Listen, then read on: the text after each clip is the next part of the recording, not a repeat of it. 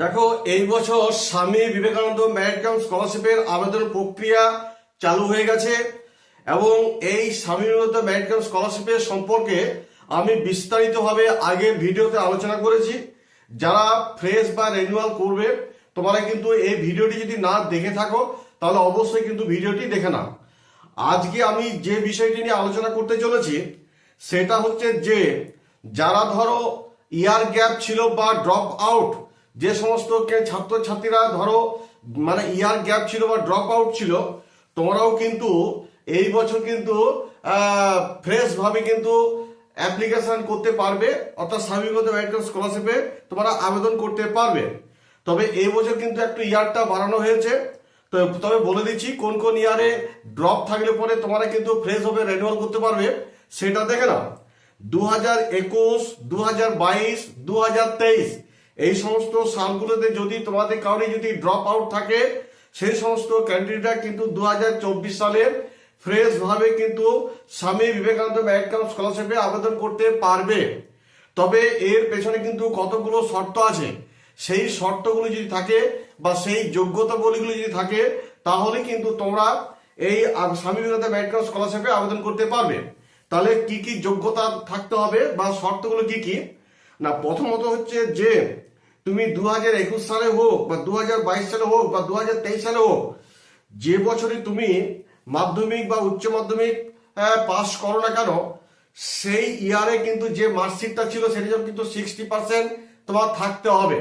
60% পেয়ে যদি তুমি যে পাস করে থাকো তাহলে তুমি 2024 সালে তুমি ফ্রেশ হিসাবে কিন্তু অ্যাপ্লাই করতে পারো, অর্থাৎ স্বামী বিবেকানন্দ মেরিট কাম স্কলারশিপে আবেদন করতে পারো। 2 নম্বর শর্ত হচ্ছে যে ফ্যামিলি ইনকাম, যদি তোমাদের ফ্যামিলি ইনকাম 2.5 লক্ষ টাকা, বাৎসরিক ইনকাম যদি 2.5 লক্ষ টাকার নিচে হয় তাহলে তোমরা কিন্তু এই স্বামী বিবেকানন্দ মেরিট কাম স্কলারশিপে আবেদন করতে পারবে। আর 3 নম্বর যে ব্যাপারটা হচ্ছে সেটা হচ্ছে ব্যাংক অ্যাকাউন্ট যদি নিজের নামে থাকে তাহলে তুমি অ্যাপ্লাই করতে পারবে, কারণ ব্যাংক অ্যাকাউন্টটা তোমার নিজের নামে থাকতে হবে। এরপর যেটা বলবো যে ধরো অনেকে কিন্তু সরকারি স্কলারশিপে 2টি 3টি করে আবেদন করে দেয় না, তা কিন্তু পারবে না। যদি স্বামী বিবেকানন্দ মেরিট কাম স্কলারশিপে তুমি যদি আবেদন করে থাকো তাহলে যে কোনো একটা স্কলারশিপে তোমার কিন্তু আবেদন করতে হবে, অর্থাৎ তুমি স্বামী বিবেকানন্দ করলে পরে আর কোনো স্কলারশিপে আবেদন করতে পারবে না। অর্থাৎ আমি বলতে চাইছি সরকারের কোনো 2টি স্কলারশিপে তুমি আবেদন করতে পারবে না। আর এরপর হচ্ছে যেটা তোমার ধরো ফ্রেশ বা রিনিউয়ালের যে টাকাগুলো পাওয়া যায়, তুমিও কিন্তু এই যে তোমার ইয়ার গ্যাপ রয়েছে, অর্থাৎ তুমি তো ড্রপ আউট ক্যান্ডিডেট, সুতরাং তুমিও কিন্তু ঠিক সেই একই পরিমাণে টাকা পাবে।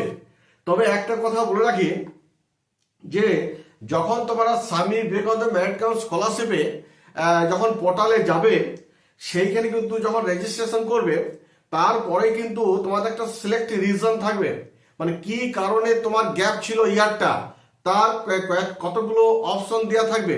যেমন ধরো ফিনান্সিয়াল গ্রাউন্ড থাকতে পারে, হেলথ গ্রাউন্ড থাকতে পারে, প্রিপারেশন ফর এন্ট্রান্স এক্সামিনেশন থাকতে পারে বা হায়ার এডুকেশন। অর্থাৎ ফিনান্সিয়াল গ্রাউন্ড বলতে কি যে তোমার কি কোনো টাকা পয়সার অসুবিধার জন্য কি তুমি এই স্কলারশিপে আবেদন করোনি, যার ফলে তোমার গ্যাপ ছিল, এইটা যদি হয় তাহলে এটা তোমাকে করতে জানাতে হবে রিজনটা।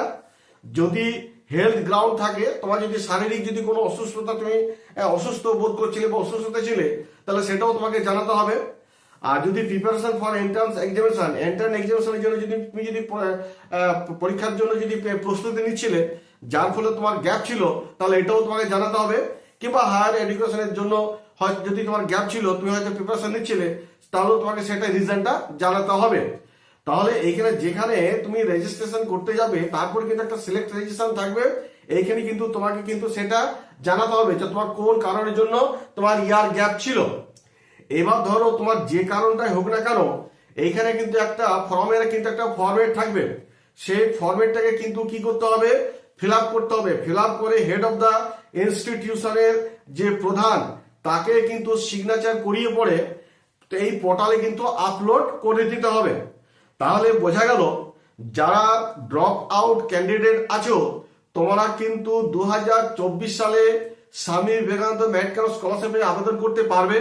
কারা কারা করতে পারবে সালগুলো আবার বলে দিচ্ছি, 2021, 2022, 2023 এই সালগুলো যদি তোমাদের ড্রপ থাকে এবং তোমাদের যদি মাধ্যমিকের নাম্বার যদি 60% থাকে, ইনকাম সার্টিফিকেট যদি 2.5 লক্ষ টাকার নিচে থাকে এবং তোমার যে কারণ সিলেক্ট অফ দ্য রিজন সেটা তোমাকে জানাতে হবে, ব্যাংক অ্যাকাউন্ট থাকতে হবে এবং তোমার ধরো যে কোনো একটা স্কলারশিপে তুমি আবেদন করতে পারবে। স্বামী বিবেকানন্দ স্কলারশিপে আবেদন করো তাহলে অন্য কোনো স্কলারশিপ আবেদন করতে পারবে না গো। তাহলে এইগুলো হচ্ছে তোমার প্রসেস। তো তোমরা দেখে নাও তোমার কোন কারণের জন্য তুমি ড্রপ ছিলে, অর্থাৎ তোমার ধরো দিতে পারোনি, সেটা কিন্তু তোমাকে অবশ্যই জানাতে হবে। যাই হোক, এই বলে আমি আপাতত ভিডিওটি শেষ করছি। যদি আমার ভিডিওটি একটু হলেও যদি ভালো লেগে থাকে তাহলে অবশ্যই কিন্তু একটা লাইক এবং সাবস্ক্রাইব করে দিও, আর পাশে থাকা বেল আইকনটিকে প্রেস করতে একেবারেই ভুলো না।